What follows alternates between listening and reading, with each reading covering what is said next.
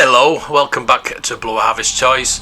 If you are a regular viewer of my videos, you'll have seen I have done a couple of toy videos on the 1970s and the 1980s, so I thought I'd finish off with the 1990s today. Following the arrival of electronic toys and computer games from previous decades, the 1990s saw technology progressing and toy brands and franchises hitting record heights. One incredibly successful toy in the 1990s that really was the beginnings of an astronomical success story began with the invention of the handheld electronic game. One of the very first was the Nintendo Gameboy. This little console revolutionised video gaming.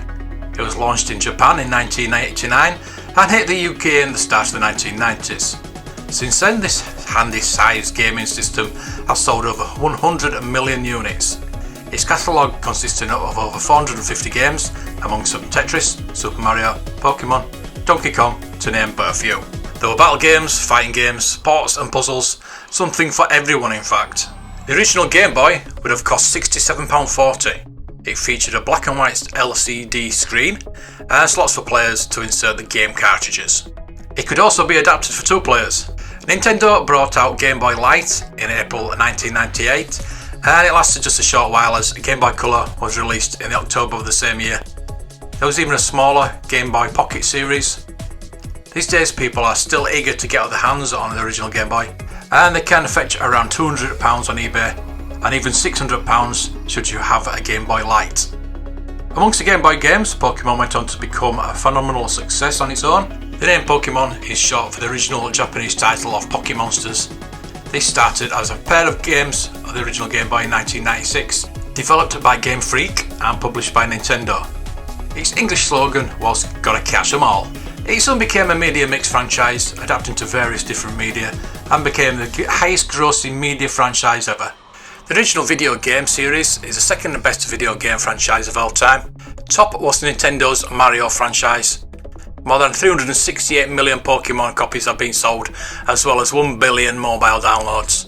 From this came a hit anime TV series, with over 20 series and 1,000 episodes in 169 countries. It also became a top-selling trading card game, with over 30.4 billion cards sold.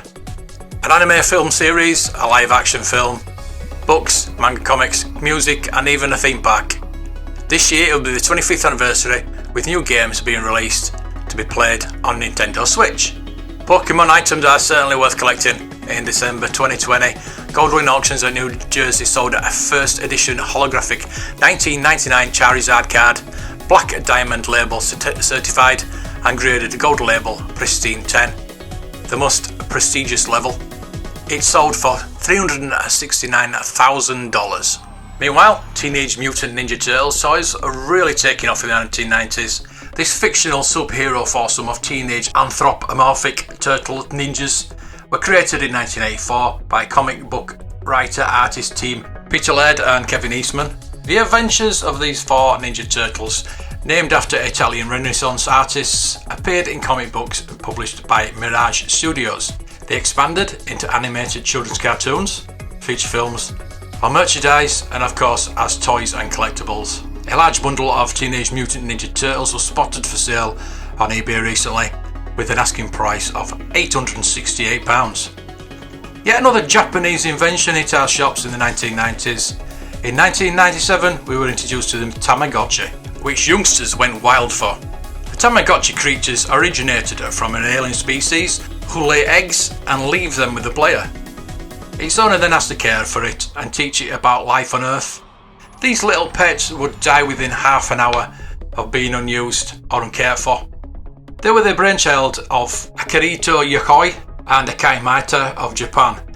These creations soon became the biggest toy fad of the late 1990s and early 2000s, despite the children becoming distressed when the virtual pet Tamagotchi died. Many schools banned the toy because of the distraction it caused.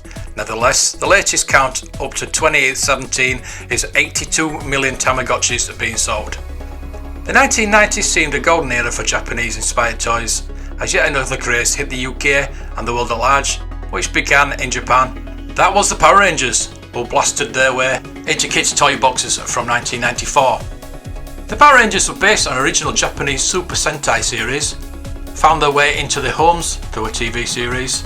Once toy figures were on the market for £4.99 each, there was such a demand that some parents were delving into the black market for the toys their offspring were desperate for, and they were paying more than 4 times the retail price.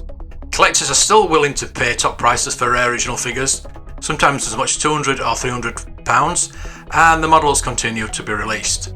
Power Rangers Dino Fury came out in February 2021, and November of this year will see them launching 3-0 Power Rangers 1/6 scale figures, 6-pack for £599.99p. Another tough fighting toy to appear in the 1990s were the Hasbro wrestlers. WWF, now the WWE. The WWF Hasbro action figures line was all about the superstars of wrestling. Produced from 1990 to 1994, action figures such as Hulk Hogan, The Undertaker, The Rock, Stone Cold Steve Austin, and many more, with the company consistently changing their models as wrestlers came and went. These items have gone on to become collector's items, with some box figures in good condition fetching 3-figure sums and more. The Furby was another toy fad from the 1990s, they're far cuter than some of the toys of the decade. The Furby was an American idea, created by Tiger Electronics, and featured a robot pet that, unlike the Tamagotchi, wasn't going to die if left unattended. But it did require a lot of attention, and the aim was to teach it to speak English. Originally, the Furby only knew its own unique language, Furbish, but could learn English over time.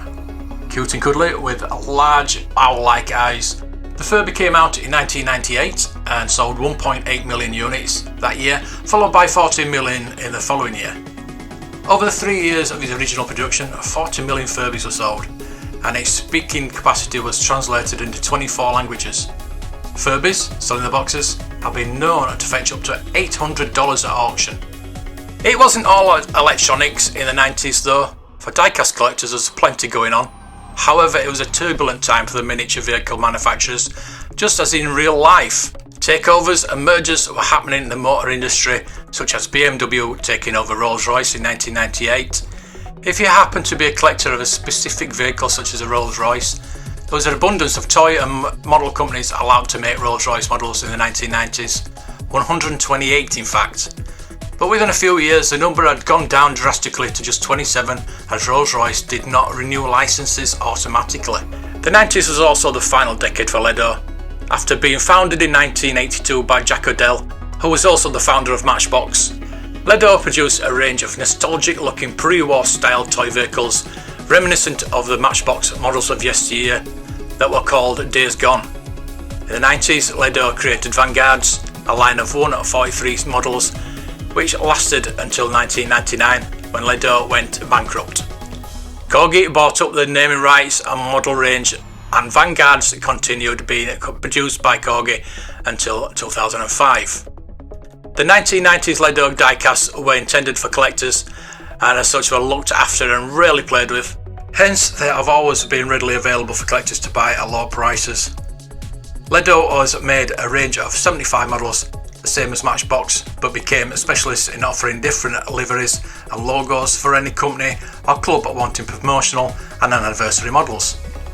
As for Corgi, they had been taken over by Mattel in 1992 and production moved to China, but in 1995 Corgi regained its independence with a new company, Corgi Classic Limited, and moved to new premises in Leicester. The range was exported worldwide and sold in large numbers. Some of the best known and most popular models were of cars made famous in film and television such as the Batmobile, Chitty Chitty Bang Bang, and the most famous of all, James Bond's Aston Martin DB5. A model which remains a collector's favourite throughout the decades.